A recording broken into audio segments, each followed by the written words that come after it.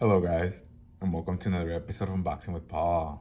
Today I bring you the Galaxy A01, Samsung's entry-level smartphone.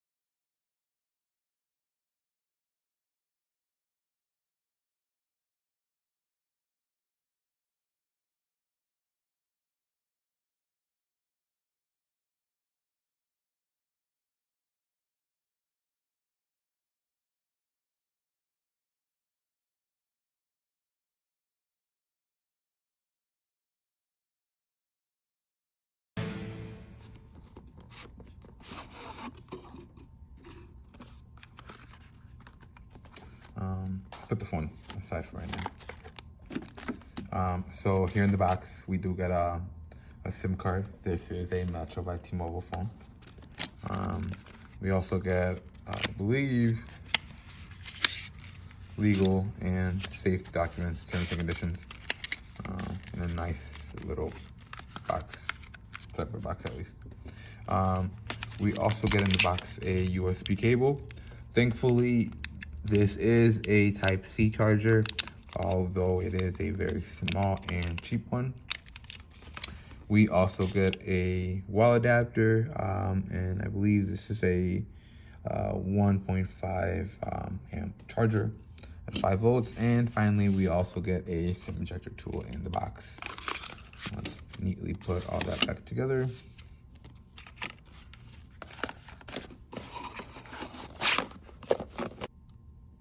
Let's take a moment to appreciate that even though this is Samsung's entry-level smartphone, we do get a Type-C port down at the bottom, right next to a pinhole microphone.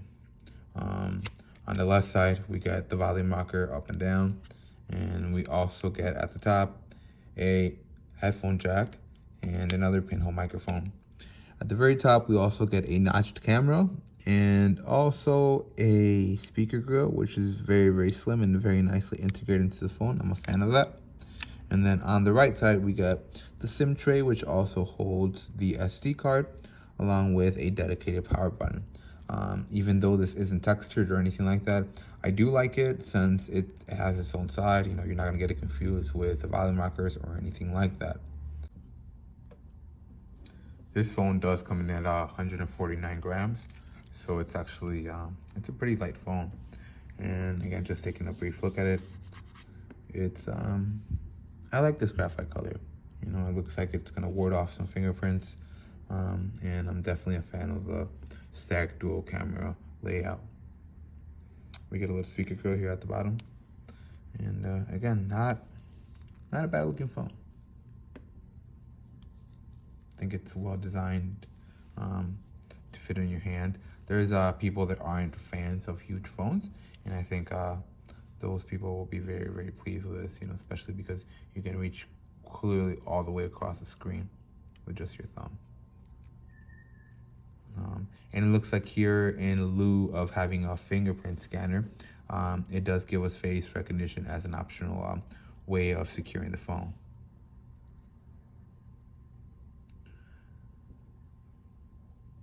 Here, we get a 5.7-inch 1520 by 720 TFT screen, a common resolution in starter phones that we are seeing nowadays. Unfortunately, it's listed as a 1.4 gigahertz octa-core processor. However, only half of those cores are clocked at that speed. The other half are clocked in 1.95 gigahertz, which should help during heavier loads. We also get 2 gigabytes of RAM along with 16 gigabytes of storage. I do realize 16 gigabytes of storage is dismal in today's day and age. However, let's keep in mind that this is Samsung's entry-level smartphone. Just like an entry-level smartphone, we also do not get Wi-Fi AC or the latest Bluetooth, as we only get Bluetooth 4.2. Additionally, there is no NFC, and the battery is only a, not only, but it's a 3,000 milliamp battery. It's adequate enough. Just taking a brief look at it, it looks nicely laid out. The only thing I'm not a fan of is Bixby and those pre-installed Microsoft apps and the Galaxy Store. Thankfully, this does have the 3-button navigation that we've all come to know and love, and it doesn't try to cram down our throats that new gestures way of navigating the phones. Speaking of that 1520 by 720 screen, let's go ahead and take a look at how it handles some like video browsing. It should do well. This is no high resolution screen, of course. So for what it's worth, this phone should allow you to browse social media and look at videos without any problem. Let's go ahead and take a look at some of that quality.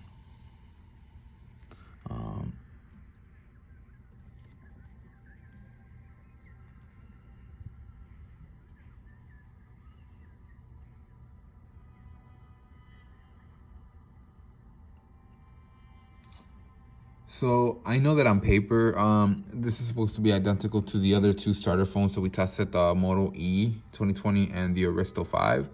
However,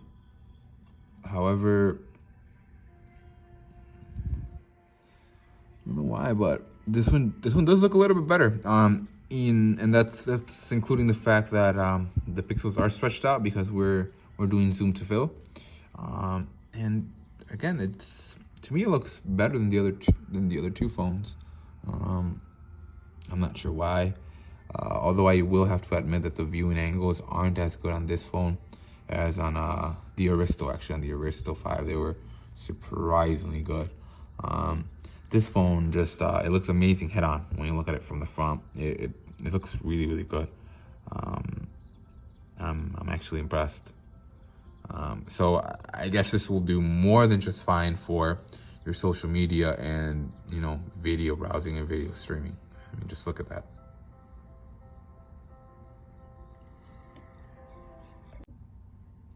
Let's go ahead and see how it sounds. I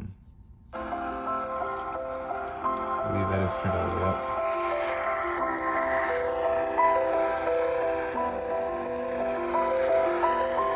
They do a really good job of making the speakers not sound tinny. I mean, they don't sound huge or anything like that, but I feel like they're very well balanced. It is very, very good. I'm definitely impressed with Samsung's starter phone. Now let's go ahead and find out how this phone does on some light gaming. Let's see how long it takes us from the moment it launches the game to the moment it actually has us inside the lobby, and to the moment it has us inside playing the actual game. Let's find out.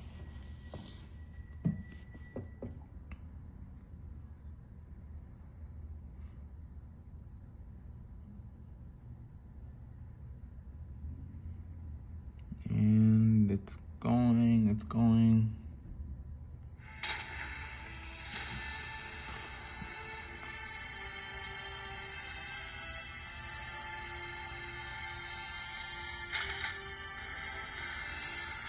Gonna get rid of that purchase stuff. We don't need none of that. Man, it's a lot of advertising. Let's see how long it takes us to actually match us and get us into the lobby.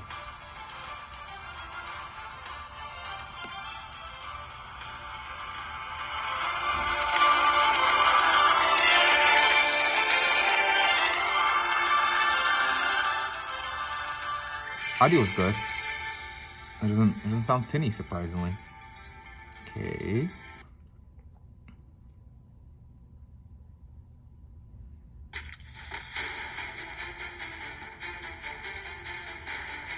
And we're in the lobby. Okay. Alright. Okay. Okay, we saw some lag right there.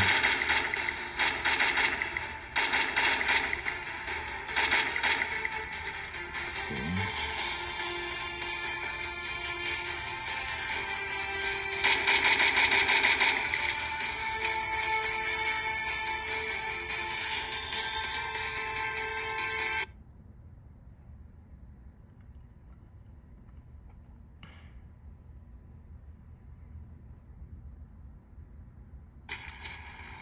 Okay, so now let's find out. Some lag right there. Find out how well or how poorly it does. Okay, and we're off.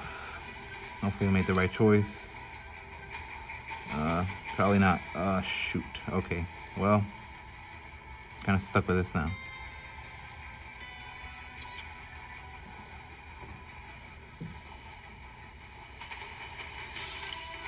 I know we opened up a little bit early. Let's go.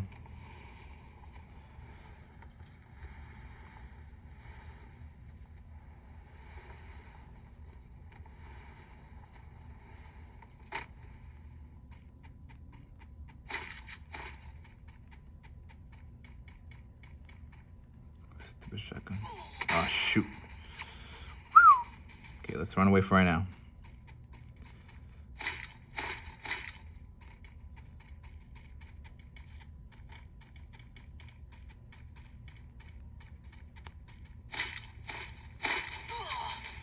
Shoot. Well, we're dead. It seems like it did well. There was a little bit of lag, but nothing too crazy. On the bright side, it did get us in and out of the game fairly quickly. And let's look at that load time. And we're back. That was really quick. That was pretty good. Now let's find out how it does on other games. Back in 2012, before I cared too much about specs on phones and all of their capabilities, there was only one thing I was interested in: whether the phone could or couldn't run Beach Buggy Blitz. I was obsessed with this game. I guess some things just never change.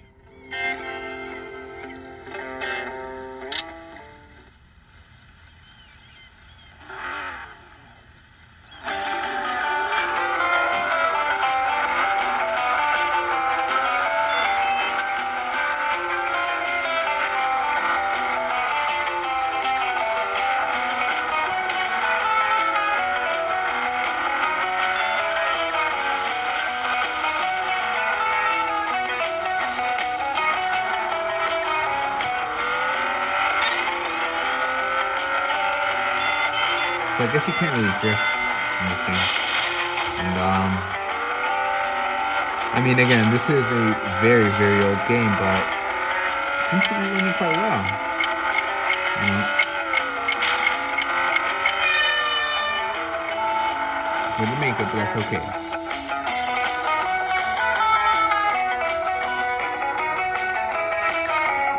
Again, the sound is very, very good for a budget phone.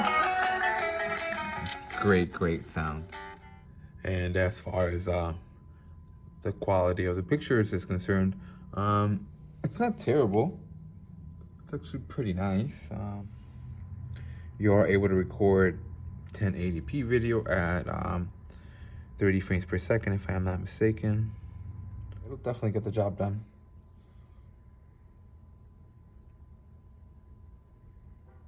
Oh wow, that is intense. So we do get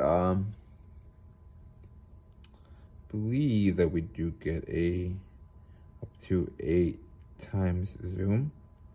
So the pictures are very, very well zoomed in if you're into that. But that's not for me. The front-facing camera is I mean, what can I say? It's not the greatest thing ever. It's also not the worst, but definitely far from the best thing ever. Let's see how our pictures look.